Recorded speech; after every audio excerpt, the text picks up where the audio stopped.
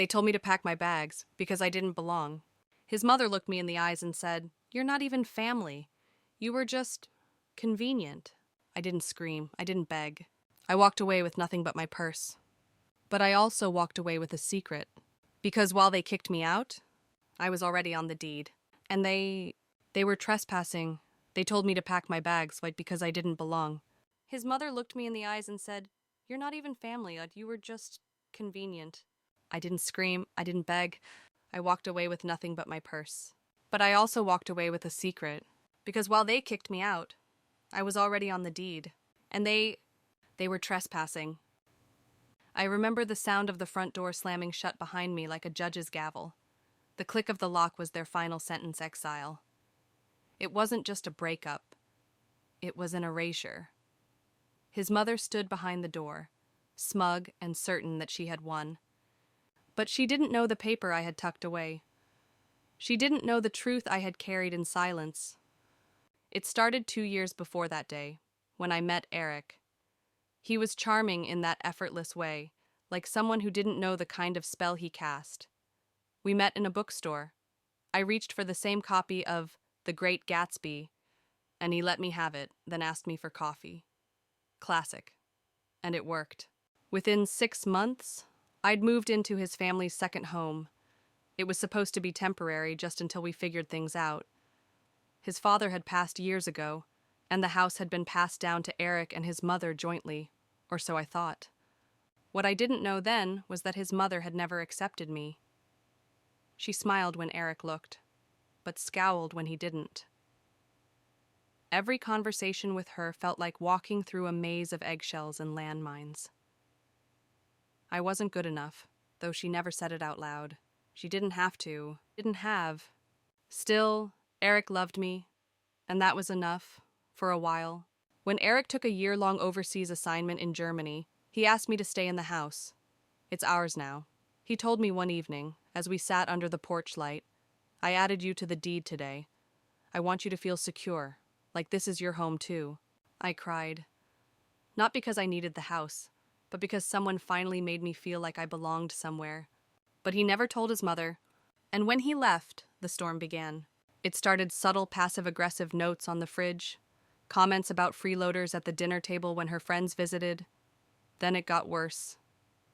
One night, I came home to find the locks changed, my things not all, but most were in trash bags on the porch. The rest, she claimed, were probably stolen or never there. I knocked. No answer. I called Eric. He was asleep. It was 3 a.m. in Berlin. I texted, but I knew I was on my own. The next morning, she opened the door, not to let me in, but to deliver her final blow. "You were convenient," she said, "but now you're just in the way." I wanted to scream, but I didn't, because anger is what they expect from you when they think you're powerless. I smiled instead, just a small one, enough to make her pause. And I walked away, not because I was defeated, but because I was already armed. The deed Eric signed, it wasn't just symbolic. It was notarized, filed, legal. My lawyer had a copy, the county had a record, and her name nowhere on it. Eric had quietly refinanced the house 2 months before his trip and titled it solely to us 50-50. His mother no longer had a legal claim. She just didn't know it. But she was about to. I spent the next week gathering everything. Emails, messages, photos of my belongings she claimed were never there. I called Eric, finally. He was furious not at me, but at her. He offered to come home early. I told him not to. This was something I needed to handle myself. It was time someone taught her that silence isn't weakness. It's strategy. I filed for an injunction. I had my lawyer draft a cease and desist for unlawful eviction. We prepared for court. But I didn't tell her. Not yet.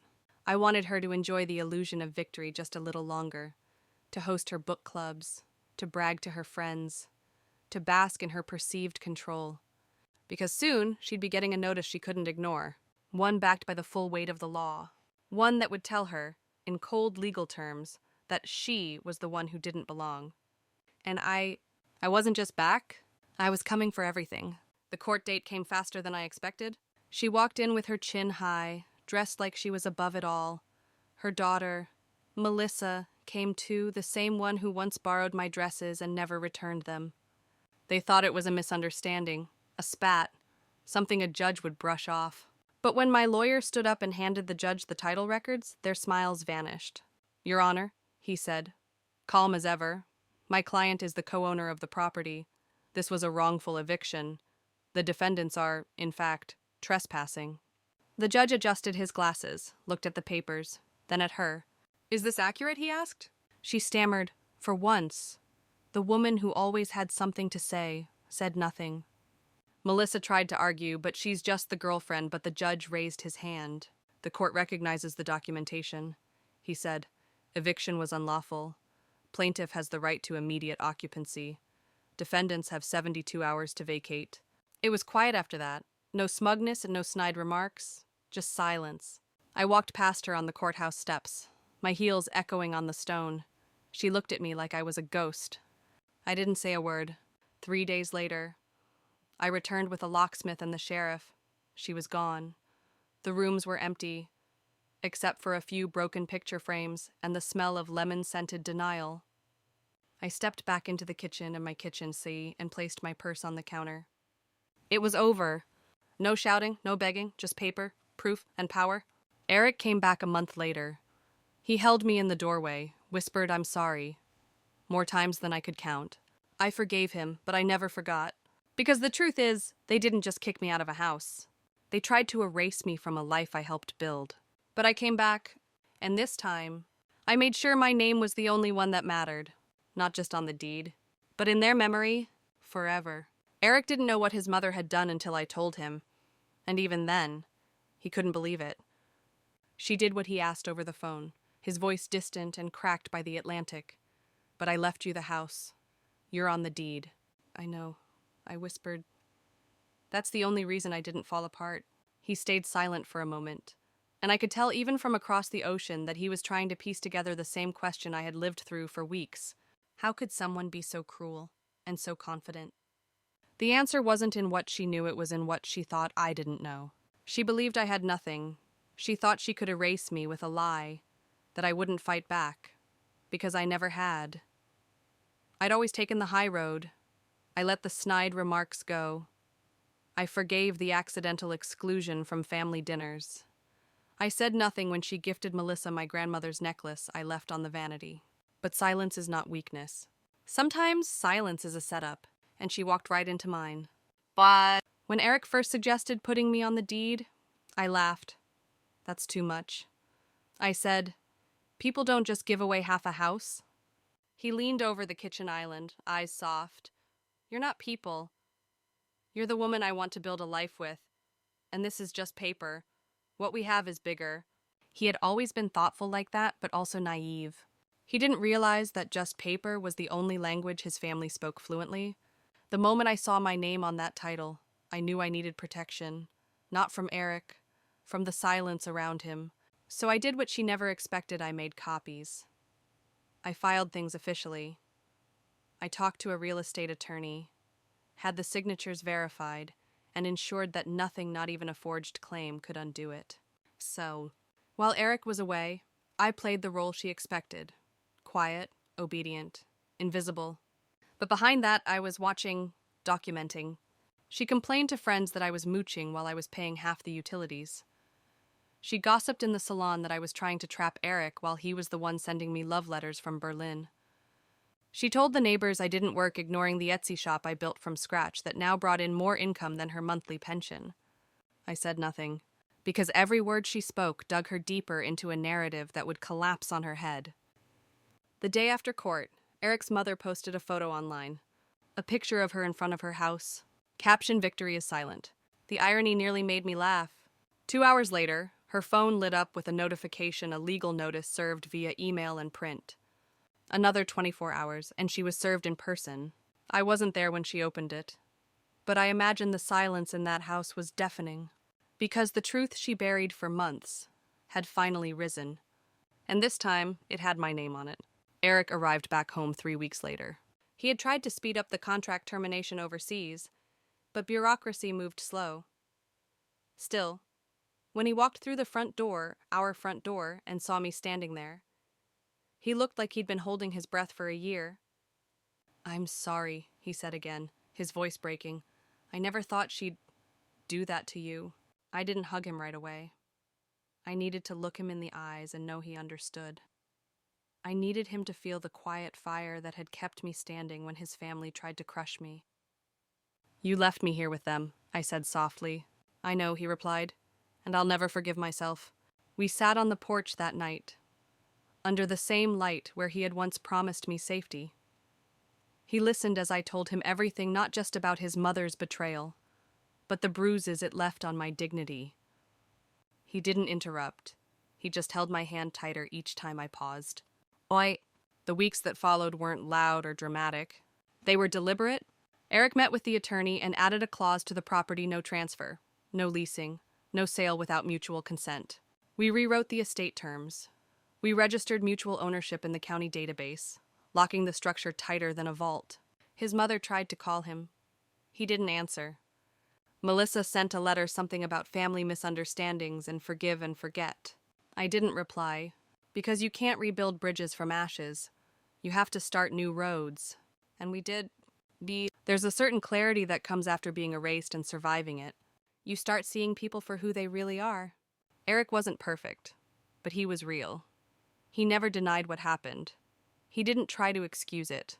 And I wasn't just the girlfriend anymore. I was the co-owner, the woman with the papers, the patience, and the proof. 3 months later, I opened the front gate to find a bouquet sitting on the steps. No card, just a tag for the rightful owner. It smelled like regret and wilted pride. I left it there, because I no longer needed flowers. I had something stronger: a name on the deed, a lock on the truth, and a future they couldn't take from me. Not this time. Not ever again. Weeks passed, and life started to settle, but healing is never linear. Sometimes I'd wake up expecting to hear her voice downstairs. Other times I'd flinch when the mail arrived, thinking it might be another fake legal threat. Trauma doesn't always scream. Sometimes it just lingers.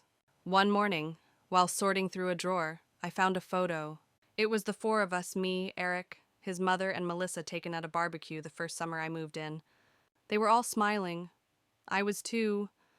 But when I looked closer, I saw it the way her eyes never looked at me. Not really. The way Melissa angled herself ever so slightly, like I didn't belong in the frame. That was the day I threw the picture out, not because I was bitter, but because I was done keeping souvenirs of pain. Today, the house feels different, not just because of the new locks or the documents in our safe, but because every inch of it now echoes with a kind of peace I fought for. Eric built us a new bookshelf last week for all the stories we'll collect, not the ones we survived. I hung a painting above the fireplace. It's a simple one: a single tree, standing alone in a field, roots deep, unshaken. 'Cause that's who I became. Because the quiet truth is this: they tried to cut me out, but I wasn't a guest. I was the foundation, and now I'm the one who gets to choose who stays. The locks on the front door clicked differently now. Not just because we had them changed, but because they no longer whispered betrayal every time they turned. They sounded like resolution, like ownership. Still, peace doesn't erase memory. Every room in the house carried a shadow. The hallway where I overheard his mother call me temporary. The kitchen where Melissa laughed and said I was just a phase. But shadows only stay when the lights stay off. And now I was turning every one of them on. The weeks after the court ruling weren't loud, but they were powerful. Quiet power has a different weight. It's not in the shouting, but in the signing. Eric and I met with our lawyer and made everything official. Title adjustments, survivorship clauses, estate protections, no transfer without mutual consent. Then we did something even bolder. We drafted a declaration of shared intent, a private document, not required by law, but recommended by our attorney, a signed statement of mutual rights, plans, and expectations. Because paper protects, but only when you know which ones matter. I remember holding the pen over the signature line, my hand steady.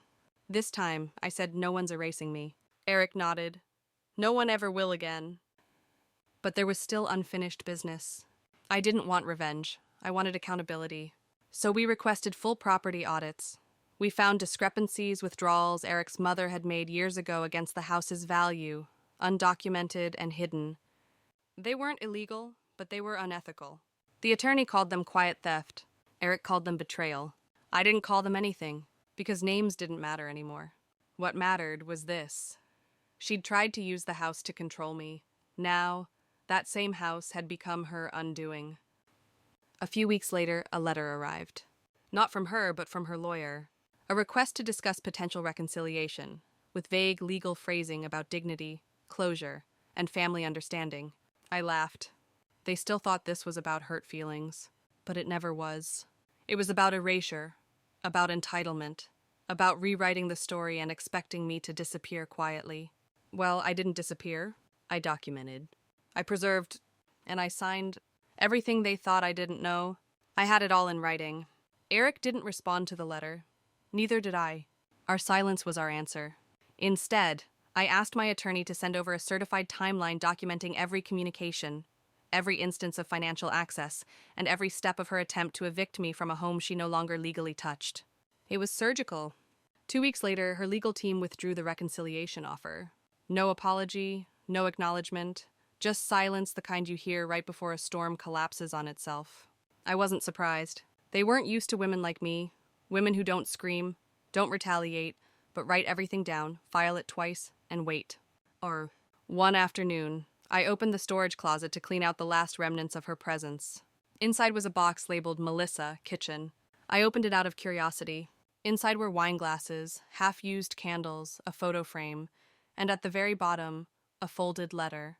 Addressed to Eric. The envelope was unsealed, so I read it. It was written 5 years ago. Eric, she's not one of us. She's pretty, yes. Sweet. Maybe. But she's not built for this family. We have rules, standards, and girls like her. They get in the way. I won't say this out loud, but I know you see it. Don't let comfort fool you into permanence. Mom. I stared at the paper, bile rising in my throat. This wasn't just about me. It had never been. This was a system, one that fed on exclusion and image, on keeping people in their place. And she thought she could write me out like a typo. I kept that letter, not to use, just to remember, because memory is armor when people try to rewrite history. Ew. Later that week, we received a call from the county. Apparently, someone had anonymously requested a title review on the house, hoping, perhaps, to find a loophole. There wasn't one. The agent even chuckled. Whoever tried this didn't know you have one of the cleanest filings we've seen. Not a comma out of place. That was the moment I realized something. They hadn't just underestimated me. They thought I was the girl they kicked out with a trash bag and a purse, but I had become the woman who wrote her own fate, with a pen and a signature. So, in the following months, I made a ritual out of reclaiming. I repainted the walls not to cover the past, but to define the present. I changed the curtains, the doorknobs, the lighting. Everything she touched, I rewrote. And one afternoon, I stood outside with Eric and watched as the old mailbox, the one that still bore her name in faded stickers, was removed and replaced. Our new one was simple. No embellishments, just one name. Mine. Ch.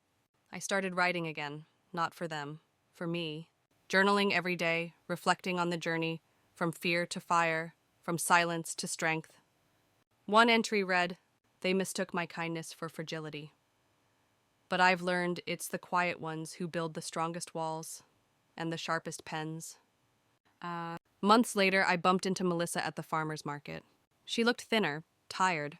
We locked eyes. She opened her mouth, but I nodded once, not in greeting, but in closure, and kept walking. I didn't owe them anything. Not forgiveness. Not understanding. Not another chance to twist the story. At home, Eric smiled when I walked in. "You okay?" he asked. I nodded. "I'm more than okay," I said. "I'm free." Because sometimes, revenge doesn't come with fire and fury. Sometimes it comes with signatures and silence, and the sound of a key turning in a door that no one can take from you ever again. The day we stepped into the courtroom, it didn't feel like a battle. It felt like closure. I wasn't there for revenge. I was there for the record, for the truth to be written down not in whispers behind closed doors, but in transcripts and verdicts and official ink. The room was colder than I expected.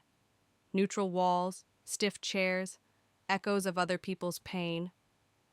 And yet, I felt calm, because for the first time in a long time, I wasn't on trial. Eric's mother sat on the other side of the room, rigid in her beige suit, clutching her handbag like it might save her. Melissa sat beside her, eyes flitting from the clock to the door, as if she could still escape. Our attorney arrived with a folder so thick it nearly burst. Evidence, statements, title filings, photos, letters, all filed, all timed, all neat. We didn't need to tell our story. The paper would do it for us. The judge entered a woman, poised and sharp-eyed. She looked through the case summary and raised one brow. "So," she said, adjusting her glasses, "we're here to determine whether or not the plaintiffs Ms. Carter and Mr. Nguyen were unlawfully displaced from property they legally own." "Yes, Your Honor," our attorney replied. "Co-owners, both on title, removed from residence without consent. Locks changed, belongings displaced, documentation filed." The judge nodded. "And the defense?" Eric's mother stood shaky, but determined. "They were never supposed to live there. The house was meant for family," she said. "We made a mistake letting her in. She manipulated my son." A beat of silence. Then the judge replied, without missing a breath, "This court doesn't deal in family preference. It deals in ownership. And the documents submitted show clear, notarized, co-ownership." Melissa tried to interject. Something about moral rights, about history. But the judge cut her off. "Moral rights are not legal rights, Ms. Nguyen." That line echoed in my bones. Because for months, they used guilt as law, emotion as leverage. Now, in this room, it was powerless. Here, there was only fact. Our lawyer submitted the exhibits one by one. Property title with my name, affidavit of lock change, photos of personal items discarded, witness statements from neighbors who saw me locked out. It was methodical, cold, beautiful. Eric sat beside me, tense but quiet. His loyalty was no longer a question, not after everything. Still, I could feel the weight of his guilt. I gently touched his hand under the table. "This isn't about blame," I whispered. "It's about clarity." The judge took a moment, read through everything. Then she spoke. "In light of the evidence presented, this court finds that the plaintiff's rights were violated.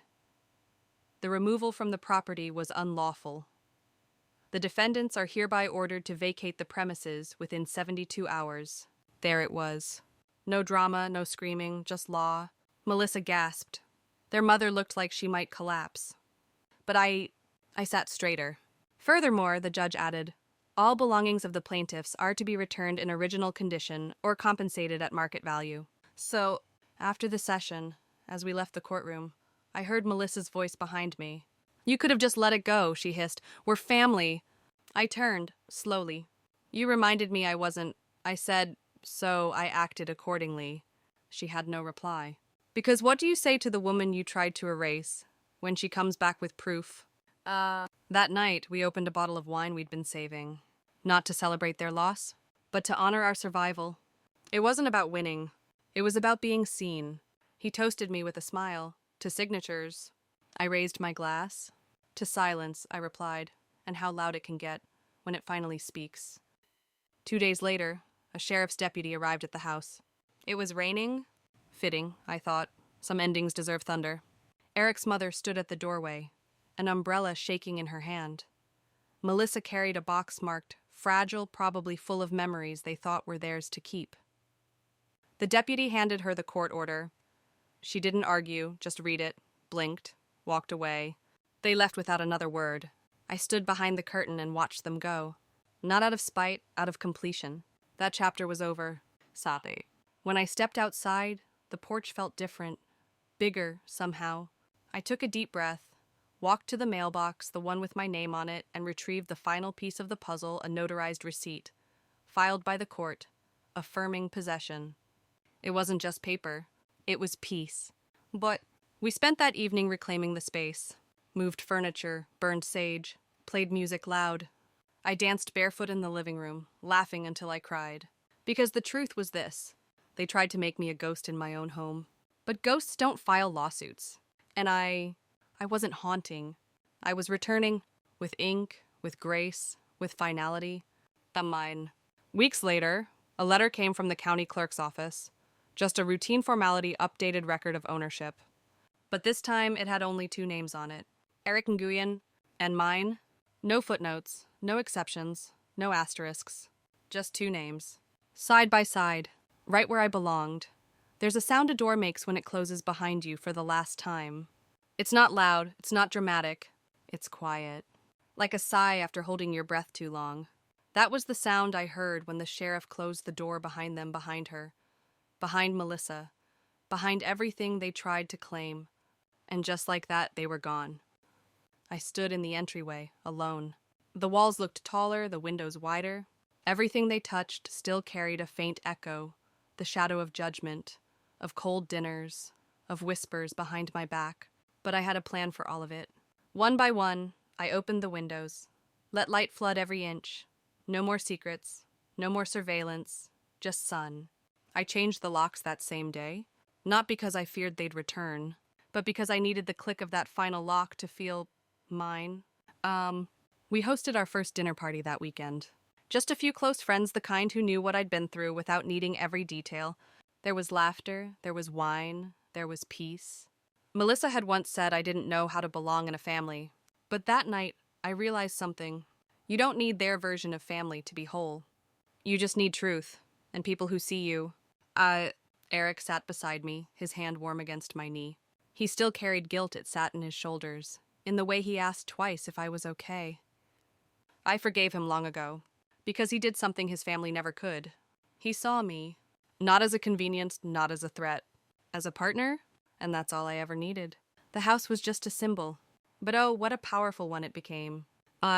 Over the next few weeks, we rebuilt the house in our image. The living room became a gallery of warmth art we both loved. Shelves filled with books that shaped us, blankets soft enough to erase old bruises.